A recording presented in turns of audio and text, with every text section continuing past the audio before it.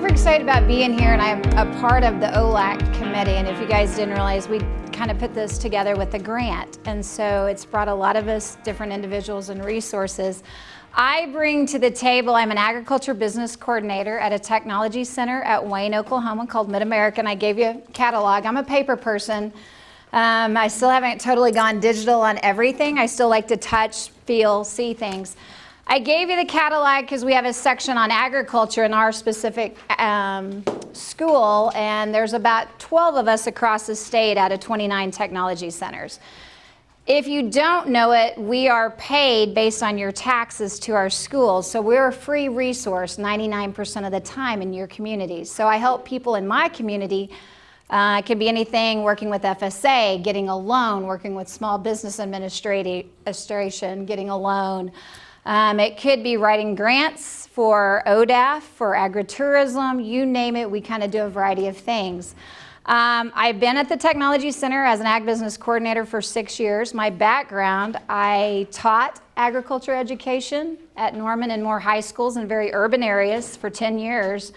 And then I actually worked at 2 different technology centers starting some horticulture programs. One of those was in Metro Tech in Oklahoma City. So we actually were in a food desert, and we actually did a student-run farmers market with about a $50,000 Cox grant, and the students ran it, and we brought in about 25 vendors. And so I kind of have a wide variety of interest, and I grew up on a farm. My parents were educators, ag education and home economics. And farming wasn't glamorous when I grew up as a kid, and that was not something necessarily we always wanted to do, okay? I one time wanted to be a vet, then I decided I was gonna be on the news, then I changed, and eventually I actually came back to agriculture. So I believe in it, I'm passionate, I feel like it's the best industry that there is because we have values. We go through a lot of challenging times right now, the drought, supply chain interruptions. There's so many things that we have to endure that nobody else understands until you're in the trenches, and it's out of our control a lot of times, right? You and I can't control the weather. And so it takes special people, and because of that, I feel like there's a kinship in this group like no other. And I'm very, very passionate about so many people that have come into my life or that are clients or people that have developed businesses that I feel like I got to see from start to finish. And they reciprocate. A lot of the people coming today have been clients or customers that I've worked with, or even individuals that many of us know. And so we believe in sharing information. And I believe that goes really hand in hand with marketing and branding. And so I kind of feel like this is, yeah, you can go ahead and hit enter. So I kind of wanted to just start. I thought it was interesting. When you look up the word branding, it goes back to burn. It was a Scandinavian word. And the fact that, you know, we use it in cattle, in which I raise cattle, and we did it for ownership, so people know if my cattle got out, you know whose they are, or you can't steal them because it has my brand on them. Well, when you think about that, you know, think about the word in terms of branding your operation and branding what you're going to do, or branding your products, right? How does it show your ownership? So I think that's kind of unique. And the interesting thing, you know, they talk about back 1500s, there was branding happening with people cave age. How they did it, I don't know if they carved on a rock and that meant that was their cave or what it was, but people were doing it. And there's a lot more history to it. But anyway, if we'll flip to the next slide, I think one of the things I wanted to think about was, how do other people perceive branding? What's your perception of branding? I love a couple of these quotes. Branding is what people say when you leave the room. So if I pulled, I'm going to pick on Jana. There's a couple of you that I know in here. Jana has cattle. Jana has a high tunnel. But if Jana had a product, what would we say about Jana when she left the room? You know, I'm going to say Jana's salt of the earth. She's a hard worker. She's been very involved in agriculture since she was a young person. You know, does her branding mimic Jana? You know? And I think we have to think about those things. And that's kind of hard because sometimes our perception of what we want it to be, which compared to what we are, they don't always work. And I'm going to give you some examples of this as we get to it later. Steve Forbes, and I think this is a really important one. It's the most important investment you can make. And I think this is hard because sometimes we want to skip and we want to be chintzy, right? We got to save our money. We're trying to make a business. We're trying to do products. I don't have time. I don't want to pay that graphic designer money to really create this brand or this logo for me, or to really sit down and think about my colors and all this stuff, right? Some of us don't get into branding and marketing. We don't want to wear that hat. But I think it's a very, very crucial, critical, I kind of feel like it ought to be right there. It ought to be the core. It ought to be right there, part of what you're doing, okay? The other thing, the business is your body, your brand is your soul. So when we think about that, I think that gives us a different perspective in terms of branding. I kind of wanted to use this a little bit. Even though Coca-Cola started in the 1800s, they've kept this branding image of what? It's red and white. Those letters they've stayed pretty consistent to their brand. And we recognize that brand, don't we? Okay? McDonald's, God forbid, how many of us, I kind of hated sometimes their branding, because you know what? My kids and my grandkids recognize the golden arches, and I have to lie and say, nope, they're closed today. We can't go there, right? I mean, you could be 3 miles down the road and see it, right? Starbucks. Do you ever veer off because you're on somewhere you're headed and you see some place that Chick-fil-A, let's pull in here. I mean, branding, again, draws us in and makes things memorable. And when we look at kind of our list, think about it. Is it going to be memorable? Is it going to be powerful? If I had 100 of you in this room, how would I remember you or your product? If all of you raise cattle like I do, all of you have maybe a dip or a jelly, well, what makes me think yours is different? What's going to be reflective of you that I buy into, right? And I think that's a lot of stuff you have to kind of package together, and it's really hard sometimes, especially we have a family business. Does all your family get along? Does all your family think alike? Man, ours don't. I have a brother that's an engineer. I am not an engineer, But anyway, we want to be consistent. We want to be visible. We want to be valuable. And I think a very big one is longevity. Let's think about it. Even though we don't think, man, will I have this business 100 years from now? I mean, do you think McDonald's and Coca-Cola said we might be here for almost 200 years? Are we really going to like this branding that we're going with? I'm sure they didn't think like that then. But I think that is important as we're setting up what we're doing in terms of branding our products. So we want to look at identity, attributes, vision, value, trust. These are, again, words to kind of help us, think about our branding. I think sometimes, too, any of you have a new product that you're selling or want to bring to the market? Nobody? So sometimes when you have something totally new, do your customers know what that is? Does it take more education or training? Or does that make you stand out with your brand or you need to make that brand even more, I don't want to say just relevant, but even make more of a connection so you help educate your customers on that, right? So sometimes being new to the market, sometimes being in a very competitive market. I'm in the beef industry. Is there a lot of beef producers? Do we do things differently?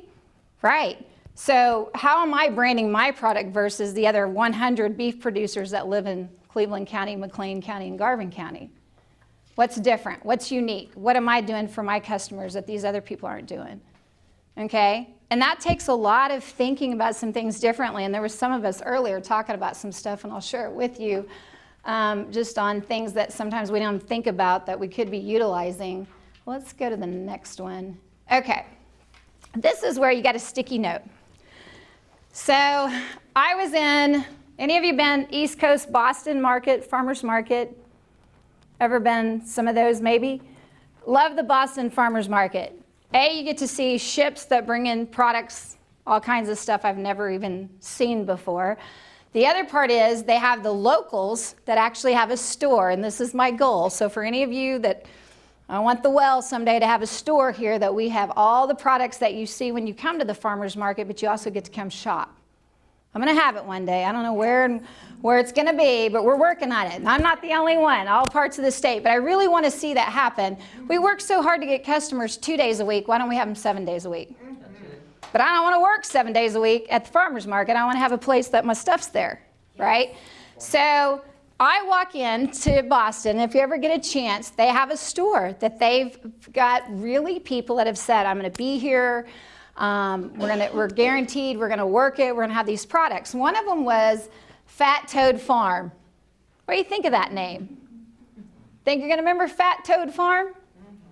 I'm going to remember Fat Toad Farm because I'm thinking, why'd you name it Fat Toad Farm?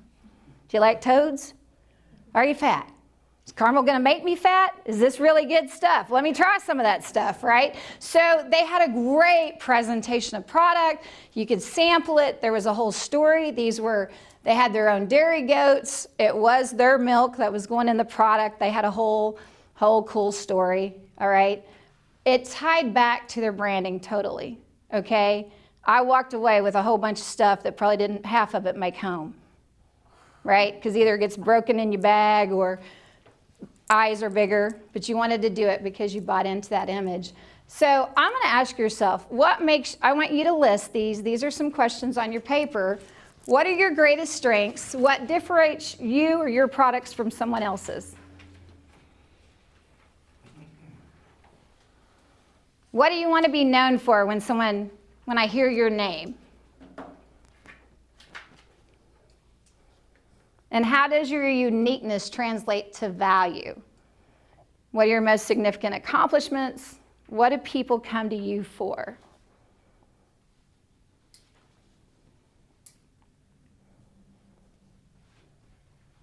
And I'm going to ask you guys just maybe to volunteer and tell me. Can I have a couple of volunteers?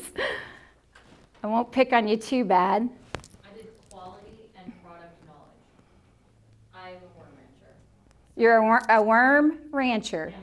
Yeah. That right there captures my attention. So much detail that I don't have time to give them, but they want it. But, are you going to buy worms? Probably not. That I like that you gave us something that's unique. But I have excellent quality and product knowledge. It's just not selling anything. So what do you think? What do you think the challenge is? The same for everyone. It's marketing. So it's marketing. Could be where you're trying to market to. Who are you trying to market your product? Who do you think should be buying your product? Everyone. we want. We should literally have a compost bin with worms underneath their sink in their home. That should not be a novelty. But everyone should be doing that. Do you feel passion from her on that right there? Yes. But you could give me $20 and you could have worms. Follow your passion and go with your dollar. But again, so she's trying to bring those things together, but get people to purchase it, right? So with your branding, do you have any type of colors and logo and? Yeah, of course. I'm all over this. I'm here for more. Okay. Well, I hope we can move you beyond because we're gonna hear and see more. You and I might have to talk afterwards because I don't have many worm farmers in my midst. I copy everything off of the ranchers, like beef ranchers. I want to be known as like an agricultural rancher, not just some girl who's messing with worms. Not a weird guy with compost. Yeah. Right. Because is there stereotypes? Yeah. Right? We have stereotypes in all businesses, don't we? I don't know. So what's your product? Is it the worms or is it compost? Worms and worm accessories, like whatever you're looking for. I've been selling worms for 15 years, and there's just not enough people like getting the word on the street. So like all these people who have cattle and stuff, they have the word on the street. I don't have the word on the street. We have a lot of the same problem with education. We grow gourmet mushrooms Mm-hmm. and tinctures, and people don't know what that is, so we have to spend a lot of time educating people on the product. Well, with yours, your byproduct of worm juice for grow, like Miracle Grow, I come from LA. This is a big deal for us. So that product right there outsources for gardeners. You got to pick your market, your niche. You So can go into like a really nice mom and pop, like really beautiful plant shop, and the person may not get your agenda, and you can't just be like, no, you don't understand. You have to get my agenda. You have to understand that this is the thing. So it's a hard sell because you're trying to educate people who want instant gratification. What about like a rat card or an infographic that you could hand them? I have stuff like Lainey's saying. So, for instance, in I'm Oklahoma liking the discussion a little bit here. Sorry, y'all, this session's being recorded, so I'm trying to get. So- So guys, when you have a comment, just hang tight until the mic comes to you. Yes. We're just trying to get loud and clear Sure. so those can hear you. And the microphone's on through his headphones, like, we're not using it to magnify the sound, I'm sorry. Oh, okay. Sorry. So- Hear me. community gardens. Right now, I'll tell you that there's probably 7 community gardens at least in Oklahoma City. Those gardeners are going to get worms. They're going to get compost, but they can't get worm juice because it's too hard for them to compost at their own site and do worms there. So if you have worm farm and you can have that, I'm just giving you an idea that if you were to sell 3 gallons or 4 gallons or 10 gallons or 20 gallons or 50-gallon pail of worm juice, and it's going to outproduce what Miracle-Gro is going to do for any of your stuff, it will. So you start with something that works, and I'm just giving you an idea. Okay. I sold like massive amounts of tea. It's just, you don't get like, there's no Walmart for that. There's no base. You know what I mean? Like if you're a She and I will one-woman, talk. yeah, if you're a one-woman show, it's just not as easy. You're definitely making me think of some other stuff, but I'm enjoying listening to you guys offer because I think that's the part of branding and marketing. A lot of times you have a lot of great stuff and resources. And so, go ahead. I'm not Walmart, but I have a sustainable farm, or I'm working on my sustainable farm, and I have a farm stand out front. And one of the things that I want to put in the farm stand is organic type growing products, sustainable stuff. And I looked for worms, and I couldn't find them. And the ones I did buy, I bought some, and they were $70 for this. So They're not cheap. no, they're not. And mine died, but that was partly my fault. But anyway, we should talk.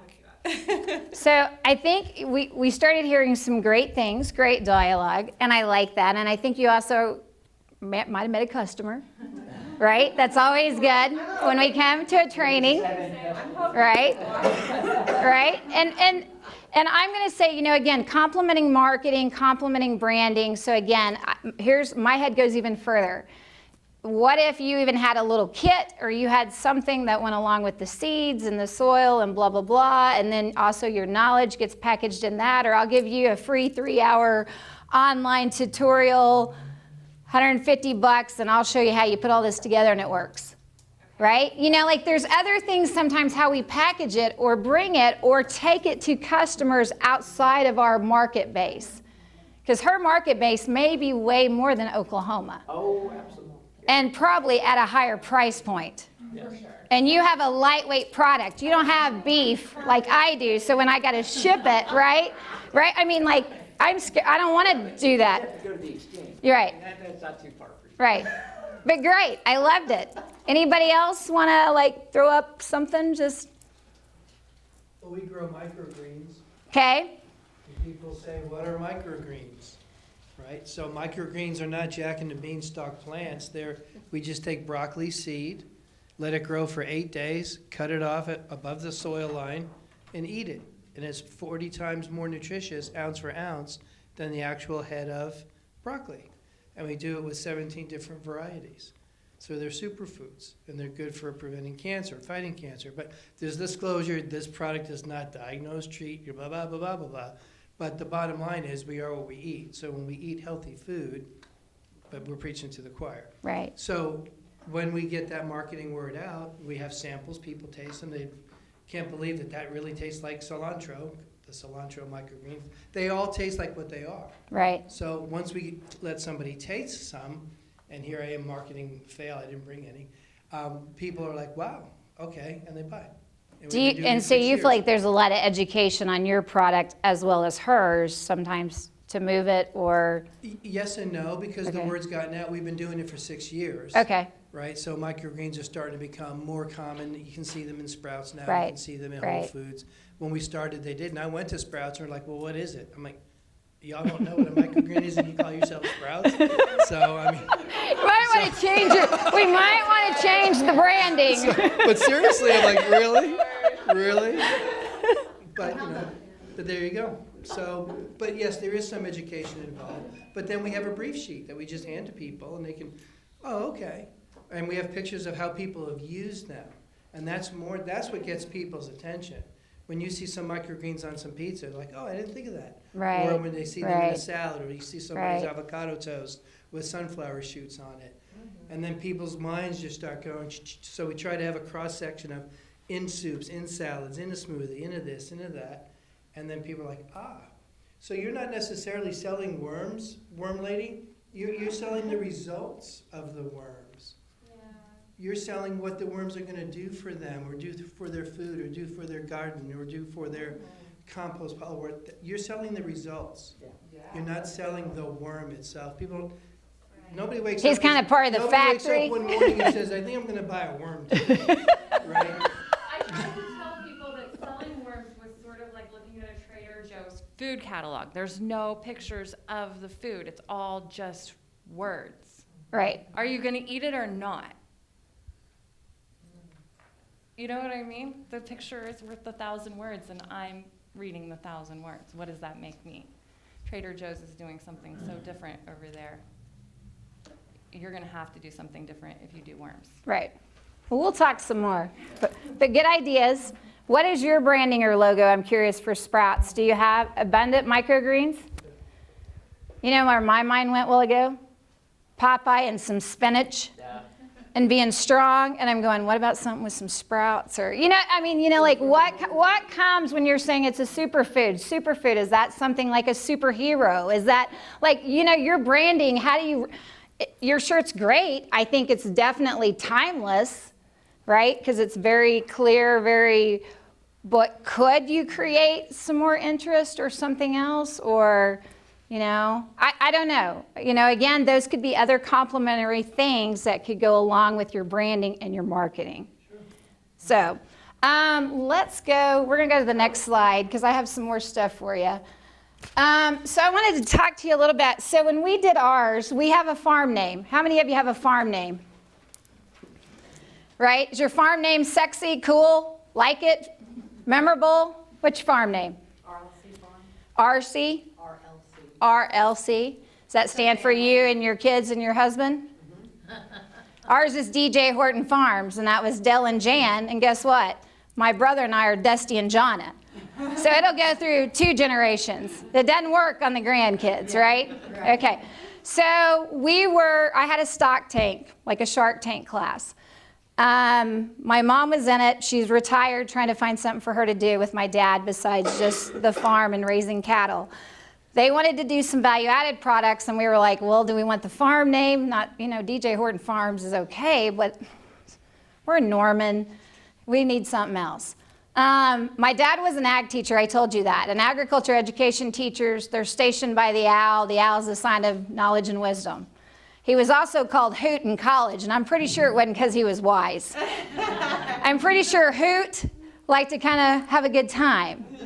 Okay, but for whatever reason, my mom thought she wanted that in some type of branding. And so we did an owl, she sketched it, and we went to like 3 different, kind of some friends that had some graphic skills, and I should have brought you kind of our phases, phase 1, phase 2, phase 3.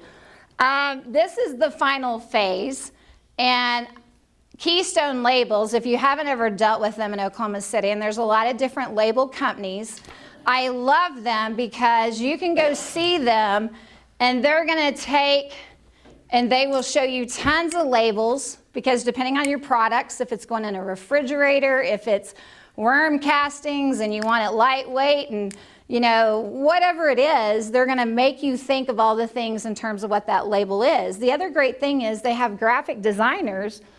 They will do 3, I think they will attempt your logo 3 times. You give them your colors, you give them your ideas, we had a pretty good idea with ours. This was the final one. You can see on his hat, it's got the DJ and the H, which goes back to the farm, because part of what we were trying to do was merge our branding. We want the farm for you to know it's the production hub for the beef side, and crops and flowers. But if I decide to sell value added, you know, this one says butt massage, which I thought was interesting. It's a butt rub. You know, this is clever marketing. We do some dips. We do some other items. Well, I wanted them to complement what we do with the farm. So that became our branding for those value-added products. I went ahead and moved this to also selling beef by the piece, and it's on our actual individual hamburger items and other items that we're selling private label. Okay? Orange and black and white, my parents went to OSU. You know, you're going to have reasons why you choose what you choose. My family is a family of educators. At the heart, we believe in helping people, teaching consumers, teaching producers. That is the core of what we really enjoy, bringing people to the farm and connecting and understanding why we do the things we do. I do think it represents the branding. Now, it probably wouldn't have been Jona K's branding, but it's the family branding, and that works at the time. And it took a little bit. Wasn't as easy as you think. I mean, we kind of had some ideas, and some people would say, well, is Hoots like Hooters? And, you know, I mean, you would just go through these different things, and then you'd be like, I don't know, do I want to stay with that or not? But it fit. And it fit my family. And my dad has since passed. I didn't inherit anything big or fancy. My mom is still alive. The farm has to be self-sustaining, and if you raise livestock and to be self-sustaining, and I make a land payment, and I have equipment on it, I'm hustling. I mean, we're selling at the farmer's market. I'm selling wholes and halves. I'm getting donkeys from the BLM. I'm telling you, you can do things, but you have to figure out what your core is and what you want to do and what means something to you and your family.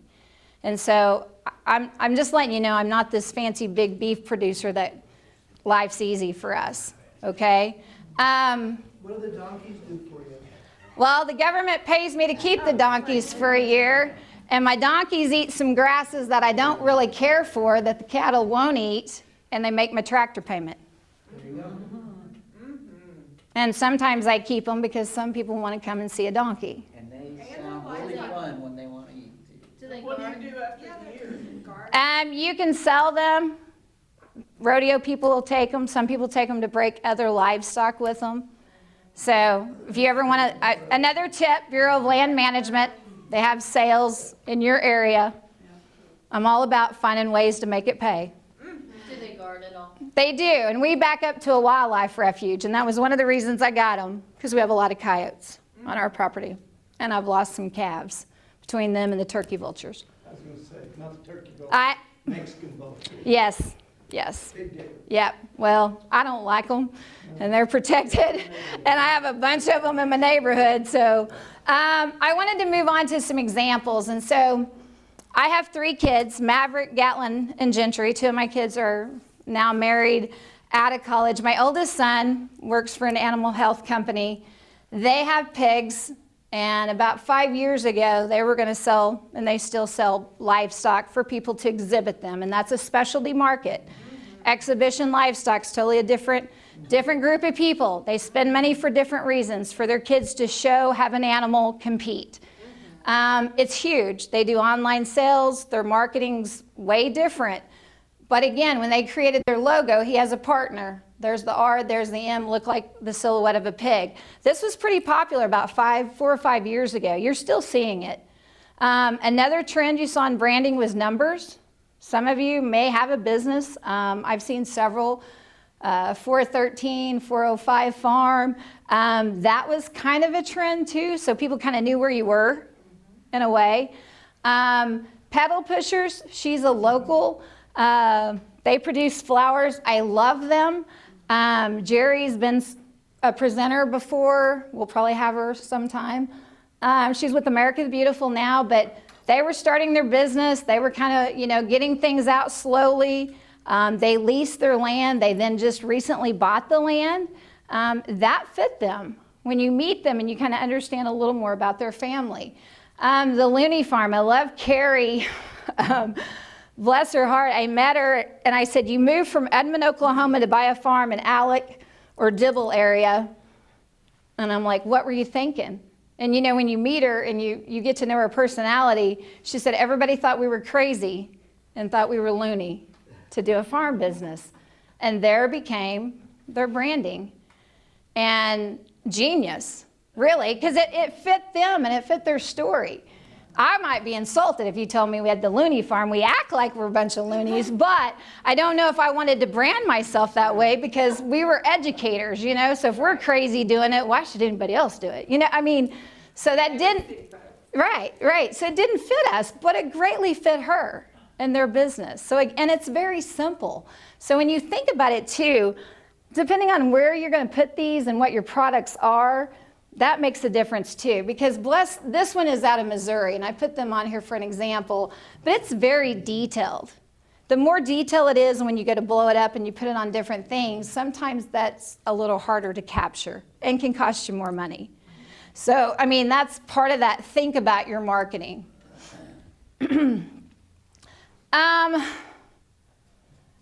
Is the perception of others consistent with your perception of yourself? So do you think, I'm going to pick on Worm Lady, do you think people would see you as the way you see yourself? No, right? That's the problem of business, is you see yourself one way and everyone else sees you Right, another way. right. So sometimes, how does that look, or how do we make that, you know?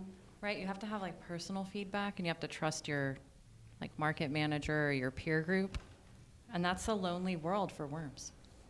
Well, and I think the other part of that is you have to be willing to take criticism or to hear people's thoughts, right? Yeah, being called the worm lady, for everyone who is not called worm lady in here, is not easy. You don't like it. Yeah, it's like, please don't. That's not Right, nice. right. You would rather us say, what's your business name? Wellston Worm Ranch. Wellston Worm Ranch. I Okay. mean, the worm lady is fine, but I didn't invent that for myself, so it kind of gives me like this.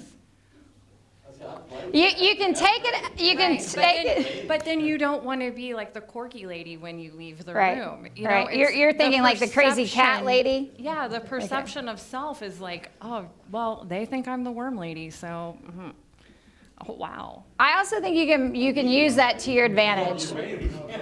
Yeah, but is it paying? Well, I think you make it pay. I think you have a whole YouTube channel that's the worm lady, kind of like the pimple popper. I mean, you position yourself. If you want to know anything about worms, I'm the one. You know, and maybe you class it up, the worm doctor, the worm, come up with something creative. Worms, Roxanne, worms. So, but anyway, I think those are important steps to take if you guys don't have it figured out. There's a lot of other, depending on your products, depending on your pricing, right? When I do beef, labels and the things I had to look at, could they take freezer abuse? Could they take a refrigeration? So again, you know, what is my brand and my logo going to look like when I move it to product packaging, right? So like this one's all paper. So everything is printed on it, and I'll pass it around because you're going to see their brand. You know, but it's very big letters, butt massage. Well, I had to pick it up just to see what the heck it was, because I'm like, is this a butt rub for pigs, for pork butt? What do we got going on here, right? They made the whole package be a part of their marketing. They've got things written all over it, and it's all this little piece of paper. You pass that around. Here's another one that I kind of like. Camp Craft Cocktails. Have you seen this? I think this is genius. You dump your alcohol in it, and they've already it's got hibiscus, it's got orange, it's got some sugar. I mean, it don't have a whole lot in it. You have to put the expensive thing in it. You let it mull a couple of days, take it, have it at the campfire or have it at home. I mean, $24.99. Wow. And I bought it. So what's that say about me? That was good marketing. Have you used it? well, I kind of opened. No, I didn't, did I? That one's not open. I was like, why did I opened it? Again, you know, they've used the whole label and the whole packaging, and this one happened to be a sweet maple honey cream spread, but it's got Bumbleberry Farm, so there's a lot of bees. You can kind of take a look at that one. You know, this is a very simple food item, and that's the challenge too, because when we get into the store, depending on your product, if you're competing, barbecue sauce has a ton of them. Salsa, barbecue sauce, jams, and jellies, huge. When you look at competitors, those are the three biggest that are really challenging. What's going to make yours either be, you know, whether it's the name, the colors. I mean, obviously, if you've bought this product before, you're going to recognize it, see it on the shelf. You're going to, I love JR's, I bought it, whatever. And I sent this one around because it is a made in Oklahoma product, so it does have their insignia and their stuff on it. Again, I'm going to brag on, if you've never been and you got any kind of value-added products, Keystone, you can pull out drawers of labels and products and all kinds of stuff. So if you're needing to package and do some labeling on your products, take a visit to them. They won't charge you to look and pilfer, I promise you. Will you name drop who are like your big clients? Oh, sis. There's a ton of them. I can't even begin. I mean, they're not just going to be Oklahoma companies. They're going to be outside of Oklahoma too. Can you remember any of them, just like off the top of your head? Like I saw that one there was so good.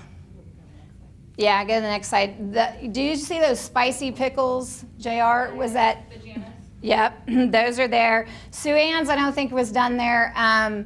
But I can send you a list because I have some other marketing stuff. They were. I'm sure I could just go to their website. You can, but I'm telling you, they're a small mom and pop business, but they do a ton of food business. And FAPSI, if you ever get a chance to take any training, and I'm going to advocate for them. If any of Yes.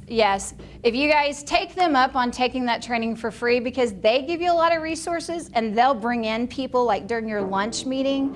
They may physically show you labels, sometimes share pricing, all kinds of stuff with you on that. So they're another, if you take one or two of their, like that introductory class, beginning entrepreneur or food, introduction to food. And all of those classes are free as long as you're an OLAC member. And if you're not an OLAC member, you can sign up at the booth in between in the breezeway. I would highly encourage it. If you're selling any food anywhere, I think you need to take the training. Because you need to know your liability. You need to understand the processes, but they have a ton of resources. They're a great resource if you're trying to do a recipe profile. Maybe you've been trying to make this. I had a client that was doing fruit-infused barbecue sauce. And they were having a hard time getting people to get the right recipe. OSU helped them to get it down a little easier. Then when that manufacturer puts that together, it can be a lot easier. Okay, so they're a great service. They'll tell you what to put on your label if you don't know that correctly. If you happen to go into, maybe you're fixing to go from the cottage law and you want to sell to a grocery store, they can help you to understand, now we got to go to a manufacturer, here's what's going to be on the label, the barcode, all of that stuff. They'll talk to you about co-packing spaces. They'll talk to you about recipe formulation and how to get it to make a profitable dollar. So the best part is they really talk the business aspects. And like I said, again, those classes will be free as long as you're an OLAC member. Are you talking about OSU or FAPSI? It's OSU and it's the Food Ag Processing Center, but it's got the Kerr, you know, it has a little. Are those just at your location or they're? Those are in Stillwater, and she did say they had a few online, but they're right there on campus at the Food Processing Center. And what's great is you guys can take a tour of the building. I mean, again, I think they're one of those people don't even know they're here, and they're used by a lot of people, not just in Oklahoma. Yeah. You know, like, so if Mrs. Fields Pies, I have a nephew that works for Bama Pie in Tulsa. Bama Pie sells biscuits, sells pies, McDonald's, they sell pancakes. They're all over, they're international too. But before they'll do a pie recipe or they'll do pie of the month, they work out some of those formulas actually with the Food Processing Center. They don't hire the research people, they go to them and let them help do it. And then they take it back to their crew and then they create it. So, I mean, you might as well take advantage of them as well as the big guys. And it's very, very reasonable. Which ones did you say were included? The names of the classes? It'll be listed on the website. You can go to the OLAC website after the conference. OLAC, O-L-A-C. And everybody should have that on your program. On the very back page, there's a QR code. If you scan that, that's the form. You'll get an email immediately, and then you'll also start getting newsletters as well as updates monthly to your email. And so they'll update you with all those classes, when they are, and how you can get signed up. Yeah, that's probably the easiest. Get on the mailing with us, and then they'll honor what we said we would do. So how do we showcase your business? How do we get people to help us to promote and sell your business? And Kelly, I didn't realize you were in the back of the room, you little marketing genius. Can you tell them something you did and you were kind of surprised by it when you... So Kelly's been a great grower, and she's going to talk today. She had a farm stand and sold fresh produce. And she is iconic for growing. So if any of you grow and need help, she's a wonderful resource. Share with them, you complimented and brought some products into your farm stand that helped. Tell them kind of why you kind of did that or what that was. Because while they're already there, you might as well get them to buy something else. All kinds of, pickled things, jams and jellies. They sold really good. And then, like metal artwork, mums, pansies, just anything that go along with pumpkins in the fall. So, and even bedding kits in the spring could be done too. We did some of that too. So. Yeah. So she was out of Stratford, and she's now moved to Marlow, but she was on 177. And so she had a lot of traffic go through, but sometimes, guess what? People didn't want fresh products, did they, Kelly? Right. They want to take something home or take something to a family, right? And so... They'd come in and just buy a box of jellies and nothing else. Some people, yeah. You weren't making the jelly. What would you have done? What would I have done? What do you mean? Well, you bought with a company that just private labeled, put her name, put her farm. We had our farm label put on it, and like House of Webster, Gourmet Gardens, and then we had somewhat local Graham's Kitchen in Clarita, Oklahoma. That was a really good one too. So I think that's another thing we miss out on sometimes, is we don't complement marketing and branding with our fellow neighbors and friends. So it's kind of like, if your package could complement something else that somebody else in this room does, why don't we do it? Why don't we make more of those connections to help each other? And I think there's room, but I think we get really tunnel vision, or we do what we do, but we don't.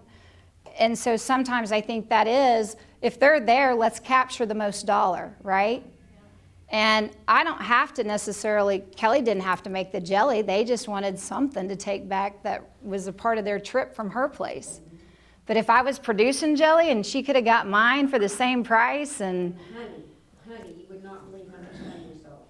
Oklahoma honey. You sold a lot, tons didn't of you? Honey. You would not believe how much Oklahoma honey we sold at that spot. It was unbelievable. And you kind of had one of the biggest neighbors down the road that had honey? McGee's Honey. And formerly, you had the boys, the big people. Yeah, I can't remember the name. Isn't that terrible? He worked good for a long time, but he was out of Asher. Yeah. Just can't remember his name right now. We got a honey guy right here. Yeah, good. Okay, so again, marketing coming together and trying to complement your products, right? So I sell beef. If I wasn't doing dips and seasonings, maybe I need to get with someone that has a really, and I still want to, actually. I have a couple of people that I love their product. How can I package that with what I'm doing, right? And it's lightweight, it's easy to carry. Maybe I don't want to take home, because beef has got to go in a cooler, right? They may not want to buy that from me. So what else can you create so that you capture what they've brought to the table? I think some other things, if you guys can have a presence, you can use social media if you don't have a website.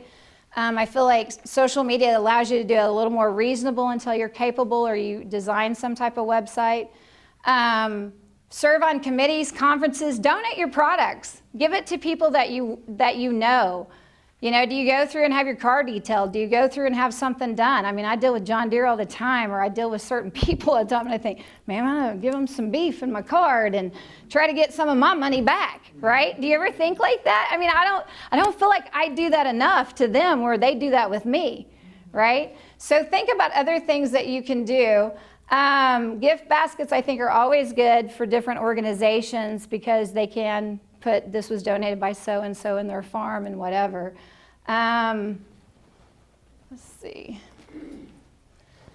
Partnerships, I kind of wanted, again, just to hit a few partnerships. We already kind of talked about the Food Ag Processing Center.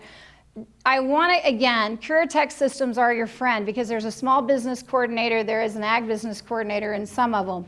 Again, they're there to work on your behalf. Business plan, marketing plan. We have a graphics program. I used to would take your stuff to the graphics program and they could create you a cool logo. Depends on the teacher, depends on the school. I just took a video resource class to about 3 producers in my area to do some how-to videos, and I did a photo competition because I want to vet and find out which of those kids are good and which of them could do some things for my producers at not very much of a cost or free because they have to do a capstone project before they graduate. Would you take them up on some free help? I would. I mean, I literally took them out with cattle and did some different things. I'm going to take them to a tree nursery, a lavender farm. They enjoyed it. The teacher loved it. I can't afford some of the things that they can do at a free price tag. Your commodity groups, if you don't know, there's a Vegetable Growers Association, Pecan, Beef Council, Cattlemen's. There are a ton of commodity groups out there too to help you. Not all areas, but several areas. Okay. Business incubators. We don't have an incubator in our technology center, but some of them do. Like Enid has one that does food products, and I love them because right now they're working on milling Oklahoma flour. They have helped a co-packer, Over the Fence Farm, Spotted Cow Manufacturing. She worked in there for 6 years before she went out and became a co-packer. How that works, first year might be free, second year we prorate it, you pay 1/4 of the rent, third year you might pay 1/2. By year 3, we're trying to kind of get you out. We just incubate you through your business. Not every tech center is going to have one, but there are a lot across the state besides at your technology centers. Us, of course, with OLAC, state conferences, I always want to plug this one in the spring because we will do some tours. We'll have other speakers. There'll be other people. February 28th, March 1st, and 2nd. So you'll be getting information about that too. Are we Broken Arrow? So Booney, I can hear you. Broken Arrow, so February 28th, March 1st, and 2nd. Traffic won't be as bad. So, Is it the same place we were last year or a different place? I think same place. Okay. It's hard to get out of town. That's the hard part. I listed a lot of other organizations that are ag-related. It's in your handout. So Are those hot links? those were hot links Can on. we get your slide deck? I can. No, it's too small for you for what I printed out. I will find out how we can get that to you guys. When we registered, did we do emails? Okay. We did. We can get that email to y'all. That'd be great. If you're just starting or you want to do flyers or any kind of things and you haven't tapped into Canva, it's a great resource. A free app. You can do social media posts. You can create a ton of stuff. You can get the free version. You can get the version that's a little more for the photography. If you haven't used it, man, I would look at it. I think it's a great tool for people getting into marketing and branding even before you maybe go to someone else. Other resources are kind of listed here. I know this was kind of quick. I feel like we're... That's okay. Vistaprint, I've printed a ton of stuff from them, banners, tablecloths. I have a lot of people do stitching for me on things. Downloaded our image so that they can do embroidery or do different work. I have aprons. However, you can continue your brand so people really know who you are, I think is important. This was just some, again, great reading, more how-tos, some top marketers. And that's it. I'm sorry. We went kind of... Don't forget 4-H. Don't forget 4-H and FFA. Well, and I didn't... And the reason I say that is if you went to the Oklahoma state fair. Amazing young people doing great work in a lot of different areas, and teachers love to have real life projects that the students can do. Yeah, he brought up a great thing. I taught ag, and I didn't even make a shameless plug.